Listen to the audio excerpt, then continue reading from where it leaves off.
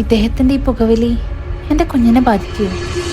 തീർച്ചയായും ബാധിക്കാം. Passive smoking, അതായത് പങ്കാളിയുടെ സ്മോക്കിങ്ങും അമ്മയ്ക്കും കുഞ്ഞിനും ഒരേ ദൂഷ്യഫലങ്ങൾ തന്നെ വരുത്തി വച്ചേക്കാം.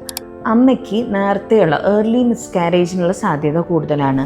പ്രഗ്നൻസിയിൽ BP കണ്ടുവരാനുള്ള സാധ്യത കൂടുതലാണ്. യൂട്രസിലേക്കുള്ള ബ്ലഡ് സപ്ലൈ കുറയ്ക്കാം. അതുമൂലം കുഞ്ഞിന് വളർച്ചക്കുറവ് വരാനും നേരത്തെയുള്ള പ്രസവ വേദന വരാനുമുള്ള റിസ്കുകൾ കൂടുതലാണ്. പ്ലാസൻ്റൽ അബ്നോർമാലിറ്റീസ്, അതായത് മറുപിള്ള താഴെ ഫോം ചെയ്യുന്ന പ്ലാസൻ്റ പ്രിവിയ, പിന്നെ മറുപിള്ള നേരത്തെ സെപ്പറേറ്റ് ആവുന്ന അവസ്ഥ പ്ലാസൻ്റൽ അബ്രപ്ഷൻ, ഇതൊക്കെ സ്മോക്കിംഗ് മൂലം ഉണ്ടാക്കുന്ന കോംപ്ലിക്കേഷൻസ് ആണ്.